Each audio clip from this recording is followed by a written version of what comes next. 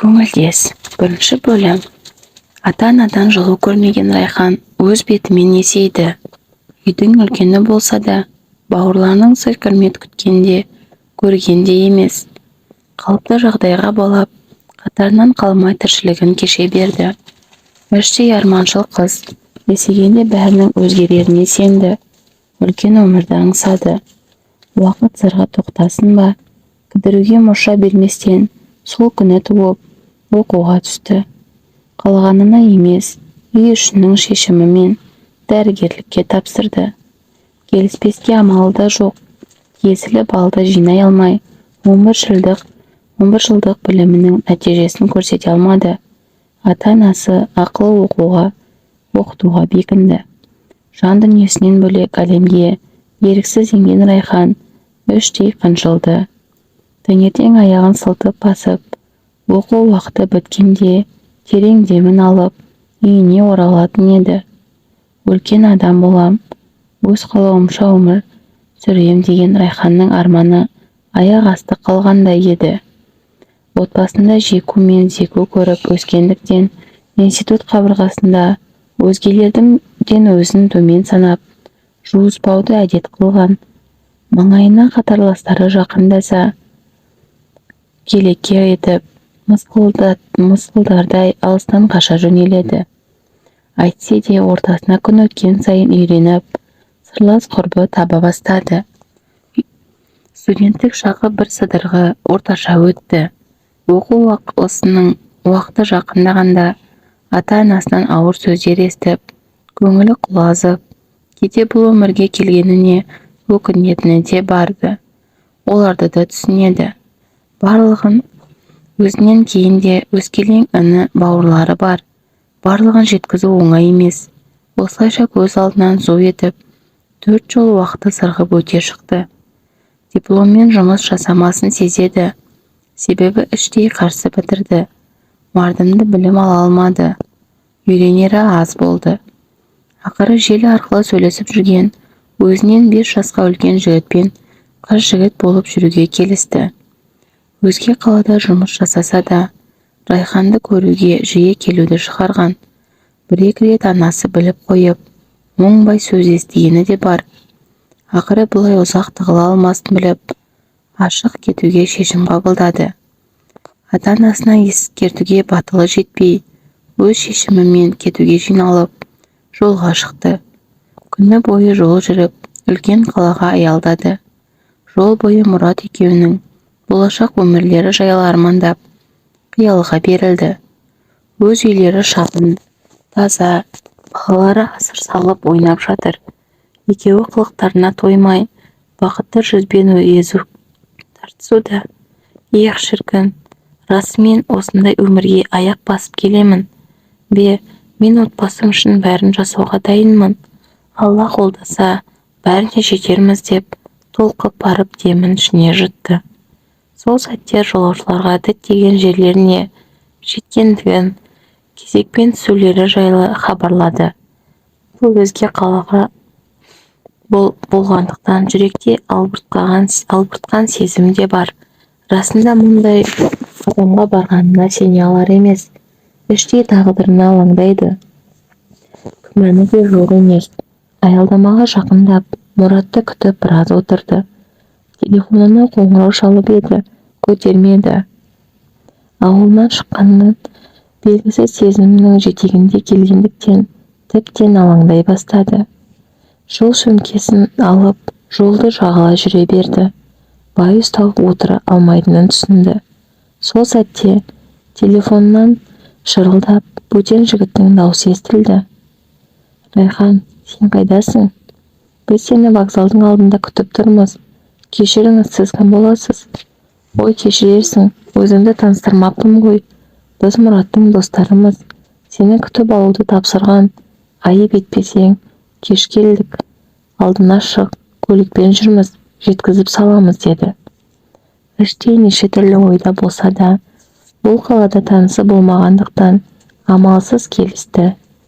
Сәл уақытта алдынан қара өңді тыриған екі жігіт көрінді. Райханды көріп, байырғы таныстардай ыржия езу тартысты. Бұл әлгі жігіттер еді. Қорықпа, біз саған тиіспейміз, досымызға қиянат жасамаймыз. Мұнда қанша уақытқа келдің, деді қатарласқан ұзыны. Бір жола, деді. Түсінікті десіп, көп қабатты үйдің маңайына тоқтап, келгендерін айтты.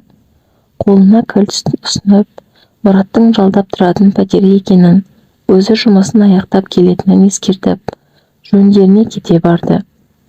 Аман есен жеткеніне іште шүкір айтып, бөлмеге көз тастай бе қарады. Ретсіз шашылған заттар, жуылмаған ыдыс, шаңы қалыңдаған сөрелер. Шыдап отыра алмай, Мұрат келгенше бөлмелерді тазалауға кірісті. Әбден шашылған үйді жинап, бітем дегенше, кештің қалай батқанын білмей қалған Райхан өзін дереу ретке келтіре бастады. Дәл осы сәтте есік қағылып, қолына гүлі мен тортын ұстап, Мұрат келді.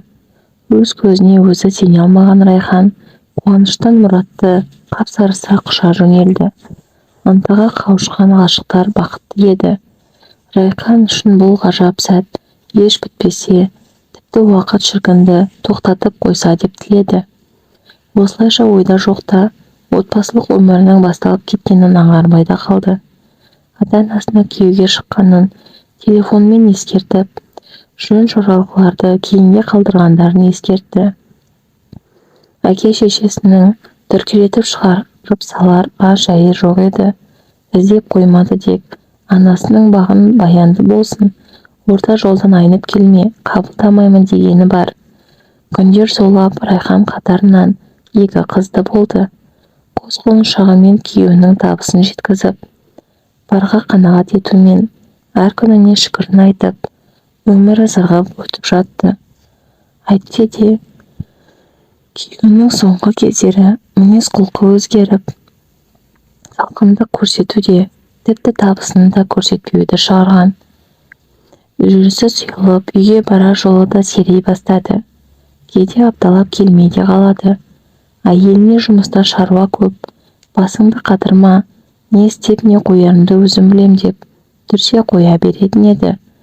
Іші қанжыласа да, сабырлылық танытып, уақытша өткелең болар, отбасын тастамас деп үмітін үзбеді. Анда-санда бой көрсеткендіктен, қыздары да әкелерін көргенде айналшықтап шықпайтын еді. Үлкені Раяна: «Әке, сен қайда болдың? Мен сені ұйықтамай күтемін ғой. Кетпеші» деп әкесінің тізесіне басын қойып, жібермеймін деп аяғынан құшақтап жатуды шығарған. Мұрат үнсіз отыра беретініне үйренген Райхан қызын әр жолы бір өтірік тауып алдап ұмыттыруға тырысатын.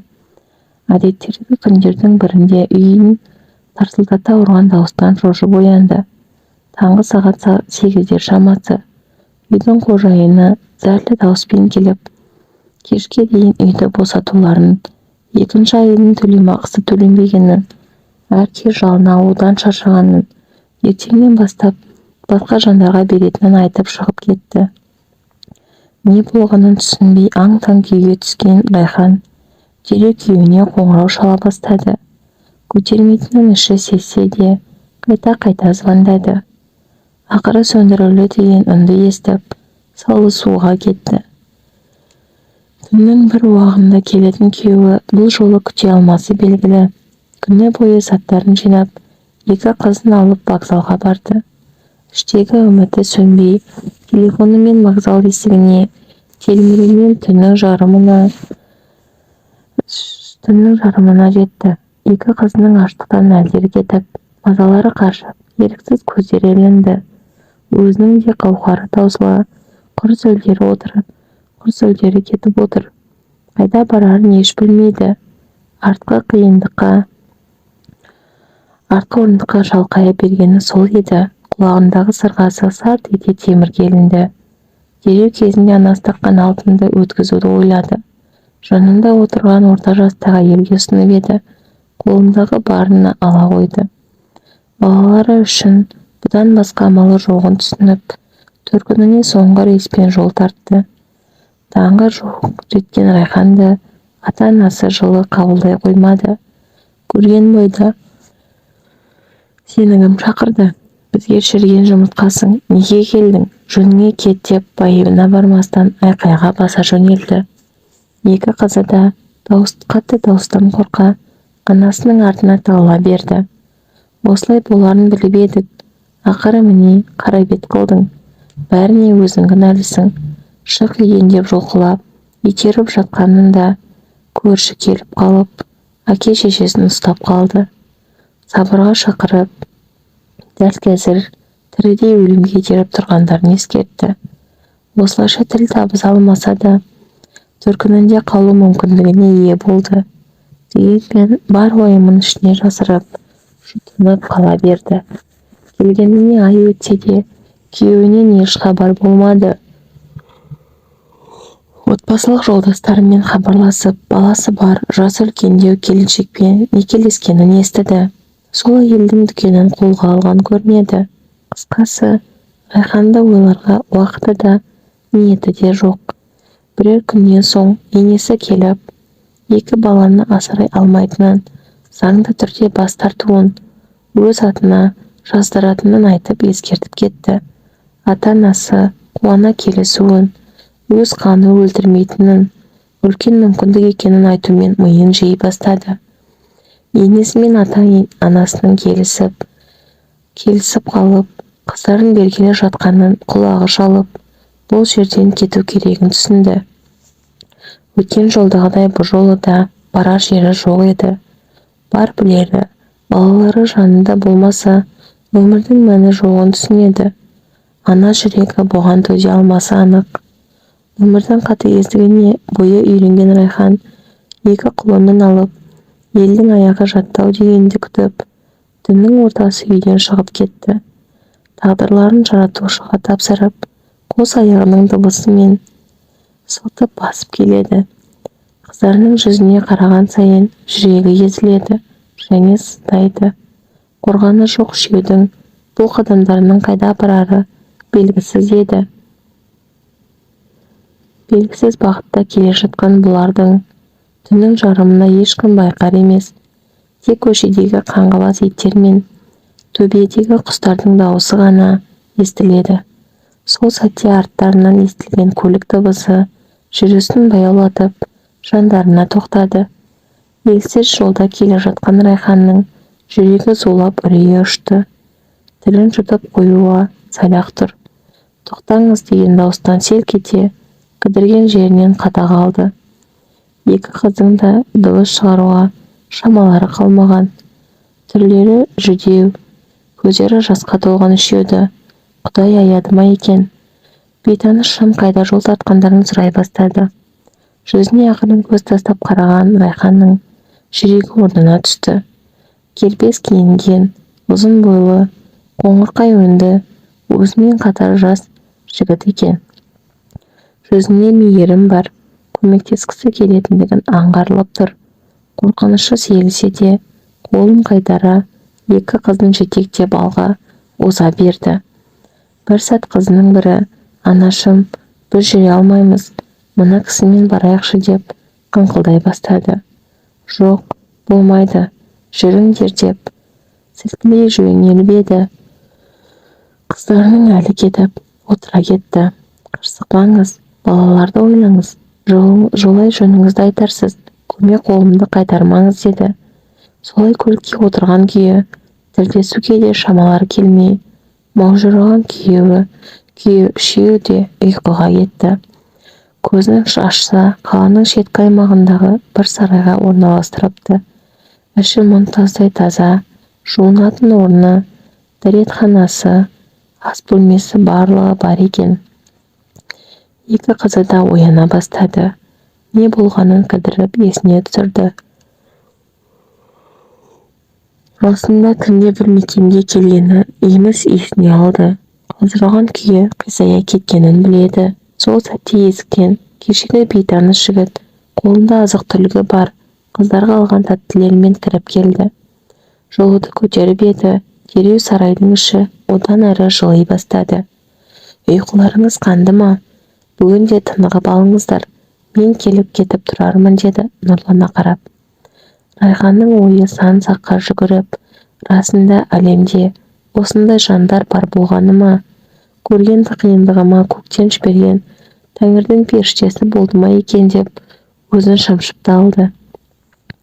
Қыздарын жуындырып, өзін деретке келтіріп, ыстық тамақ жасап, әп сәтте берекелері кіре кетті. Сол түні ұйқысы шығып, басынан өткен жайларды бір шолып шықты. Қос жанары екі қызының болашақ тағдырына алаңдады. Ары қарай қайтпекке. Таң атқалы біршама уақыт өткенде есікті сыртынан әлсіз қағып Асқар келді. Онда қыздары оянбаған еді. Әдеттегідей қолында жылы жұмсағы бар күлімдей жағдайларын сұрады. Райхан шай қоюға ыңғайланып еді. Асқар қажеті жоқтығын айтып, бәсең дауыспен сыбырлай әңгімесін бастады. Ондағы ойы қыздардың ұйқысын бұзбау еді. Көріскелі екеу ара сөйлесіп отырғандары да осы еді. Алдымен өзінің есімін, кім екенін қысқаша таныстыра өтті. Ата-анадан жалғыз ұл, әкесінің жеке фирмасы барын айтты. Өзі де ата-анасын қуып, кәсіптің соңында екенін, тірліктен қолы босамай, шаңырақ көтермегенін жеткізді. Жылдар бойы үй салармын деп алған жеріне салған кішігірім сарайы, бұйыртса үлкен етіп үй тұрғызуды да көздеп жүргенін айтты. Толық қожасы өзі болғандықтан емін-еркін қысылмай тұра берулерін ескертті. Қыздарды жақын маңдағы мектепке орналастырып беретінін де, керек жарағын түгендейтінін де айтты. Райхан не дерін білместен басын изеп ғана отырды. Іштей сенер-сенбесін білмей, тіпті құлағы естісе де, бөтен біреуге айтылып жатқандай еді. Асқардың келбетіне орлана қарай, бойын белгісіз сезімнің билегенін аңғарды. Жоқ, оны енді әдепсіздік.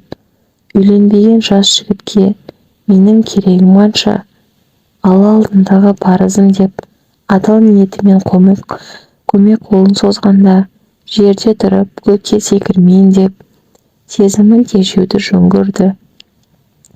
Асқардың адамға қараған жанары ерекше еді. Таза көмірдей қара көздері, қоюлы қара сұлу қастары, жымиған нұрлы жанары кез келген қыз келіншекті мойын бұрғызбай қоймастай еді. Тұруға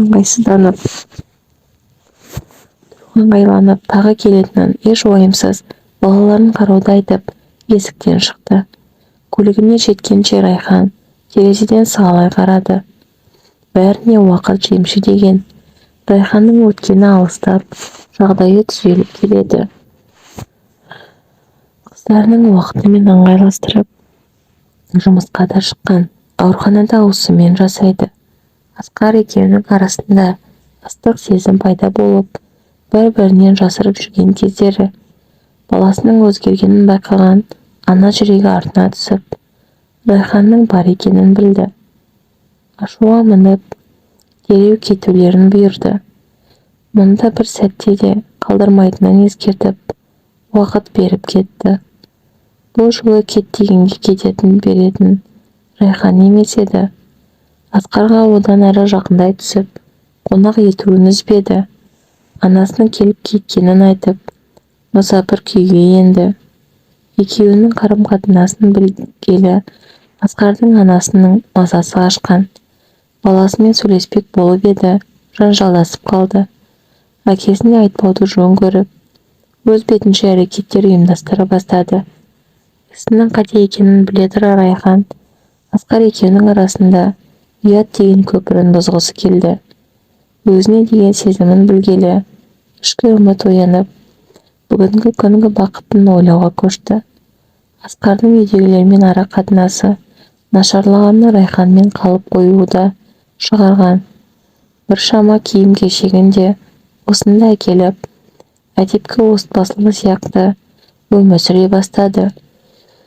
Райханға ұнағаны сондай, кей күндері келмей қалса, алаңдап шақыруға көшкен. Батылдыққа салып, Асқар бар сезімін айтып, одан ары жақындай түсті. Елдің пікірін елеместен, қос ғашықтардай күндерді өтіп жатты. Анасы саралай келі, бір ғала жолмен айыратынын біліп, Асқарды үйлендірмек болды. Отағасымен ақылдасып, ойын ортаға салып, Асқарға ойлануға шама келдірмеді. Адамың болса әкел, болмаса мен айтқанды аласыңа басты. Ақыры той күнін белгілеп, таныс, білісі бар жандармен құда болысты. Мұның бәрін Райхан біліп жүрсе де, еш уайымға салынбады. Өзіне деген сенімділігі Асқардың шаңырақ көтеретіндігіне алаңдата қоймады. Ақыры барлық жоралғылар жасалынып, Асқар бір арудың некелі жары атанды. Тойы өткен күні де аптыға асығып Райханға келді. Әке-шешесіне берген уәдесінен аса алмай, уақытын зорға өткізгенін айтып, ыстық құшақтары тағы табыса кетті. Райхан жеңістің өз жағында екенін дәлелдегендей, тіпті басын тік көтере бастады. Бұл өмірде өзін ойлайтындар ғана болады екен деген пікірге келгелі, расында өмірі өзгере бастады. Соған дұрыс жолдамын деп есептеп, өзін кінәлауды доғарып, керісінше әр сәтінен бақыт көргісі келді. Күнделікті жұмыстан шығып өз жолымен келе жатқанда, жол айрығында көлденең тұрған таныс сұлбаны байқады. Жақындай түссе, Асқардың анасы екен. Әдеттегідей жүзі қатқыл емес, күлімсіреп тұр. Райхан маңына жеткенде, құлағына сыбырлап былай деді: тайраңдаған күндеріңе аз ғана уақыт қалды. Енді Асқардың баласы болады. Отбасыммен басқа қалаға жіберетін болдық. Мүмкін естіген де боларсың. Әлде сүйіктің айтпады ма деп мырс етіп күліп кете барды. Өзі құлағына өзі сенбеген Райхан состиған күйі тұрып қалды. Асқардың мұнысы қалай? Бөлек жатамыз, маңына да жуыспаймын дегені қане? Мен алдағаны ма? Қалайша дәті барды деп өзімен өзі сөйлесіп тұрғанда, телефонның қоңырауы ойын бөле берді. Бөтен нөмер. Көтеріп еді, қыздарының әкесі Мұрат екен. Тіпті дауысының өзінен денесі тітіркеніп, жаны құлазып, тезірек сөндіргісі келді. Райхан, сен қайдасың? Мен қыздарымды сағындым. Ата-анаң білмейміз деді. Сөйлесуіміз керек. Мекен жайыңды айт. Мен шамалы күнге ғана келдім деп ентігіп тұр. Райхан тіпті жыны келіп, сөзінің артын тыңдамастан телефонын қоя салды. Өзінің осы уақытқа дейін тек ақымақтықтың орнында жүргеніне ызаланды. Еркек атаулыдан көңілі осы жолы расында қалды. Жан тәнімен суыды. Меңзең күйде шашыраған ойларымен арпалысып тұрғанында аяқ-қолы қалтырап, жүруге дәрмені қалмай теңселіп барады. Жолай өтіп бара жатқан ауруханада ерлі зайыптылар байқап қалып, ауруханаға жеткізді. Есі кіресілі шығасылы жатса да, қыздарын ойлап, Асқарға хабарласып, үйге бас көз болуын, аяқ асты ауруханаға түскенін, қалмай шығып баратынын қысқаша айтып үлгерді. Алғашқы тексерістен соң аяғының ауыр екенін білді. Әйтсе де иммунитеті өте әлсіз екенін, баланың түсіп қалу қаупі барын ескертті. Әбден ойлануын да әлі кеш еместігін айтып шығып кетті. Райханның өзі де аң-таң бір ауыз Асқарға айтып көрмек болды. Арғы әрекетін соңын жауабына тіреді. Не істерін білместен үйде тосып отырған Асқармен сөйлесті. Райхан күткендей сыртқа итеру, басын алып қашу болмады. Керісінше босануы керегін, барлық жауапкершілікті өз мойнына алатынын жеткізді. Райхан күндізгі анасының айтқанын ашық сұрап еді. Баласы өмірге келгенше осында тұратын болып, шешкендерін, арғысын уақыт көрсететінін айтты. Дегенмен уайымы мұнымен сейіле қоймады. Мүмкін осы бала Асқарды алып қалудың жолы шығар деп ойлады. Ал денсаулығы ше, жұмысы, қыздары қалай болмақ? Тезірек шешім қабылдау керек. Болашаққа деген қорқынышы басып, іші уайымға тола берді. Бар ойы Асқарға деген махаббатында болды. жібергісі келмейді. Көңілі қала тұра қимайды. Бауыры басып қалғаны бар. Әдеттен бәрі басқаша болғанда ғой деп ауыр күрсінді. Райхан ақыры баланы өмірге әкелетін болып шешті. Декреттік уақыты жетіп, босануға дайындыққа кірісті. Айы күні жетіп, өмірге шекесі торсықтай ұл бала әкелді. Аңсардың өзі шығарып алып, қалпына келгенше қасында болды.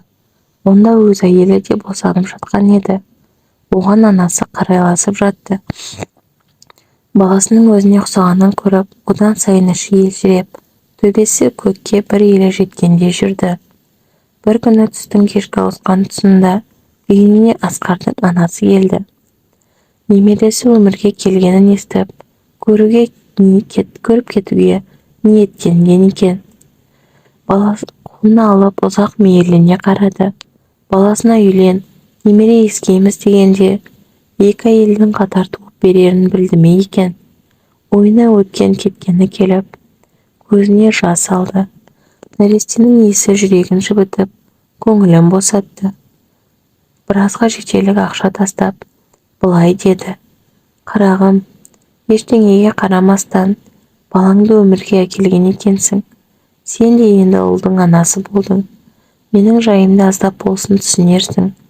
Асқарды енді босат, отбасымен біріксін, қызын қолына алсын, алған жарымен үйренсін. Екі ортада делдал болып мен де қаштым. Менің жасымды сыйласаң, оларды жайына қалдыр. Мына балаңның бар жауапкершілігін өз мойныма алайын. Ай сайын Асқарының жасаған қолдауын жасайын. Ортада немерем бар, сені аштан қалдырмаймын. Тек мына жүрісті қойыңдар, арты жақсылыққа апармасы анық. Ойлан, бір жағына шығарсың деп, тұңғиық көздерімен терең күрсінді. Райхан сол күні көп ойланды. Егер айтқандары рас болса, өзіне де керегі сол емес пе? Асқарды сүйе тұра, оның алдында өзін қиянат жасағандай кінәлі сезінетіні өтірік емес. Мейірімге жүдеу кезде есігін ашып, жылы ұясын ұсынды. Қыздарына, өзіне қамқор болды. Енді мінез, анасы да жағдайды түсінгендей. Ата-ана менен теріс айналғанда, мені жек көре тұра, тамыры, қаны үшін барлық намысын, ашуын жиып, көмек қолын созбақшы. Бір беткейлігімді қоймасам, Құдайдың қаһарына ұшырармын. Осымен мен де өз орнымды білейін деп, анасының айтқанымен келісті. Асқарға да түсіндіріп айтып, енді ортада бала үшін ғана араласатынын, өз отбасына баруын өтінді. Асқардың да екі жақта миы ашып, қайда шығарын білмей жүргендіктен, саналы түрде дұрыс шешім деп тауып, ортақ келісімге келді. Өзге қалаға ауысып, отбасымен ортасы жылый бастады. Райханмен телефон арқылы байланысып, сұрағанын сөзге келмей беріп отырды. Анасы да сөзінде тұрып, таршылық көрсетпеді. Қазіргі таңда Райханның ұлы мектепке барады. Қыздары жоғарғы сыныпта, мектеп бітіруге жақын. Бос уақыттарында аналарына қолғабыс етеді. Асқар мен анасы Райханға қаладан 2 бөлмелі пәтер әперіп жайландырды. Жағдайының бір қалыпты екеніне көздері жеткеннен соң аяқтарын тарта бастады. Анасы араға уақыт салып немересін көріп тұрады. Асқардың әйелінен қызынан бөлек тағы 2 ұлы келіп, отбасының маңынан ұзамайтын болған. Райханға да арада да хабарласып, жағдайын біліп тұрады. Екеуінің арасында достық сезімі орнап, өткен істі ақылға салып, енді болашақты ойлауға бір ауыздан бекінген. Райхан жұмысына шығып, бала-шағасын асырап, күнделікті ғұмырын сүріп жатты. Бірінші күйеуі басқадан туып алғанын біліп, ашуға булығып, соттасамын, қыздарымды қайтарамын деп біраз тырысып еді. Оған қыздары анамызбен қаламыз деп шорт кесіп, іш жабылды. Мұрат Дүкенші әйелден кейінінде 3-4 рет жағдайы бар әйелдердің күйеуі болып үлгерген, қылығына қарай белгілі уақыттарда қуылып отыратын көрінеді. Кейде ішіп алып Райханға келіп, қателескенін, анасынан аса алмай отбасынан айырылғанын айтып, күйетіні бар. Берекесіз жүрісіне, өзін кінәлауға келгенде құлықсыздық танытады. Райханның жүрегі Мұратты қандай күйде көрсе де жібей қоймады. Кейде аш құрсақ келгенінде тамағын беріп шығарып салады. Қыздары да әкелеріне өкпелі, аналары үшін ғана кеткеніне үндемейді. Райхан Мұратты мүсіркегенімен бір жолы қабылдамады. Ендігі ретте еркек атауынсыз 3 баласымен тыныш өмір сүруді таңдады. Ата-анасының да қатыгездік жасағандарын айтып, бір-біріне кешірімдерін берді. Дегенмен Райхан барлығын асығыс, алыс-сыласуды жөн көріп, аса қажет кезде ғана байланысуды құп көрді. Жұмысынан бөлек жеке кәсіпке ие бас қызығып, қыздары өскенде толық дамытамын деп жоспарлап жүр. Қазіргі тіршілігі қалыпты, өзіне өзі жетеді.